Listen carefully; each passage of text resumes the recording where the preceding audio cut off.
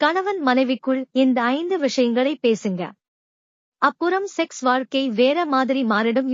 Sex உறவு கொள்ளும் போது உச்சக்கட்டத்தை ஆர்காசம் அடைய உங்கள் துணையிடம் வெளிப்படையாக பேச வேண்டிய 5 விஷயங்களை குறித்து இந்த பதிவில் காணலாம்.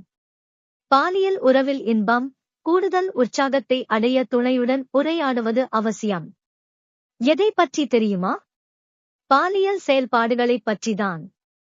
இதை குறித்து பேச முடியாவிட்டால் இதுவரை உங்களுக்குள் வெளிப்படையான தாம்பத்தியம் இல்லை என்று பொருள். எந்த இடத்தில் தொட்டால் உச்சம், எந்த இடத்தில் கிள்ளினால் பாலுணர்வு தூண்டப்படும், எந்த பொசிஷன் வேண்டும் என இயல்பாகவே பாலியல் உறவு உணர்வுகளை உரையாடும் வெளியே ஸ்பேஸ் உறவு கொள்ளும் நபர்கள் கப்பிள் ஏற்படுத்தியிருக்க வேண்டும். செக்ஸில் வெளிப்படைத்தன்மை முக்கியம். பெண்கள் தங்கள் உணர்ச்சிகளை குறித்து சிந்திக்க வேண்டும். உங்கள் துணையிடம் நீங்கள் அனுதாபத்தை எதிர்பார்க்கிறீர்கள் என்றால் அதை பற்றி வெளிப்படையாக கூற வேண்டும். அது மன ஆரோக்கியத்திற்கு நல்லது.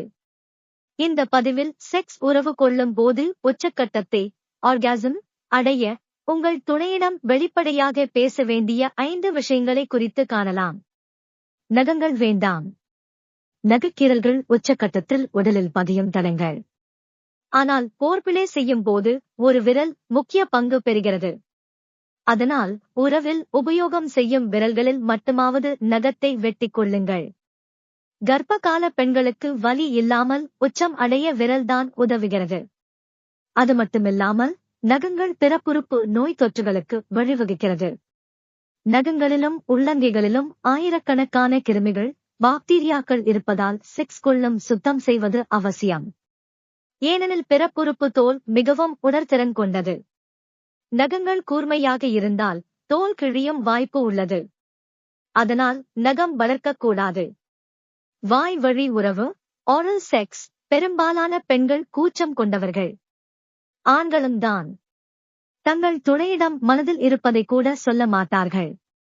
ஆனால் அப்படி இருக்காதீர்கள். உங்களுக்கு வாய்வழி உடலுறவு உச்சக்கட்டத்தை கொடுத்தால் அதை நீங்கள் அனுபவிக்க விரும்பினால் உங்கள் துணையிடம் சொல்லுங்கள். அதில் தூய்மையையும் கடைபிடிக்க வேண்டும். இதற்கு முன் உங்கள் யோனியை சுத்தம் செய்ய மறக்காதீர்கள். ஆண்களே நீங்களும் அதைப் போலவே துணையிடம் வெளிப்படையாகவும் ஆணுறுப்பை சுத்தமாகவும் வைத்துக் கொள்ளுங்கள். ஆணுறைகள் லூப்ரிகண்டுகள் உங்கள் துணை ஆணுறை இல்லாமல் உடலுறவு கொள்ள விரும்பினால் அப்போது நீங்கள் கண்டிப்பாக துணையுடன் பேச வேண்டும். ஏனெனில் இது தேவையில்லாத கர்ப்பம், பாலியல் நோய்களுக்கு STIs வழிவகுக்கும். ஆணுறை வேண்டாம் என சொல்லும் சில ஆண்கள் கருத்தடை மாத்திரைகளை பெண்களுக்கு பரிந்துரை செய்வார்கள். சில பெண்கள் அவர்களாகவே கருத்தடை மாத்திரைகளை எடுத்துக் கொள்வார்கள். ஆனால் அந்த மாத்திரைகளை பயன்படுத்துவது ஆரோக்கியத்திற்கு நல்லதல்ல. இது எதிர்கால கருவுறுதலை பாதிக்கலாம். ஆணுறை அணிவதில் பக்க விளைவுகள் இல்லை. அதை அணியலாம். இது குறித்து துணையுடன் பேச வேண்டும். கர்ப்ப காலத்தில் உங்களுக்கு வலி இருந்தாலோ உடலுறவில் ஆர்வம் இல்லை என்றால் கூட உங்கள் துணையிடம் அது குறித்து பேசுங்கள். உடலுறவு இருவர் மனம் உகந்து ஈடுபட்டால்தான் இன்பமாக இருக்கும். உங்களுக்கு வாய்வழி உடலுறவில் ஆர்வம் இல்லை, நீங்கள் அதை ரசிக்கவில்லை என்றால் வெளிப்படையாக சொல்லிவிடுங்கள். வலுக்கட்டாயமாக உடலுறவு கொள்ள வேண்டிய அவசியமில்லை. வாய்வழி உறவுக்கு முன் அவர்களுடைய பிறப்புறுப்பில் பிரச்சனை இருந்தாலோ அல்லது துர்நாற்றம் ஏற்பட்டாலோ வாய்வழி உடலுறவுக்கு கொள்ளும் முன் அந்தரங்க உறுப்புகளை சுத்தம் செய்ய உங்கள் துணையிடம் சொல்லுங்கள். தயங்க வேண்டாம். வாய்வழி உடலுறவில் சுகாதாரம் மிகவும் முக்கியமானது. பொசிஷன் முக்கியம்.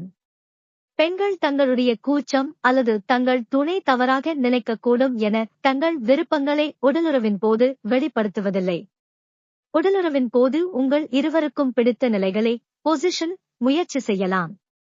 இது குறித்து இருவரும் வெளிப்படையாக கேட்க வேண்டும்.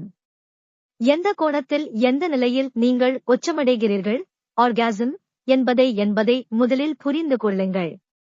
பிறகு இதை பற்றி உங்கள் துணையிடம் பேசுங்கள்.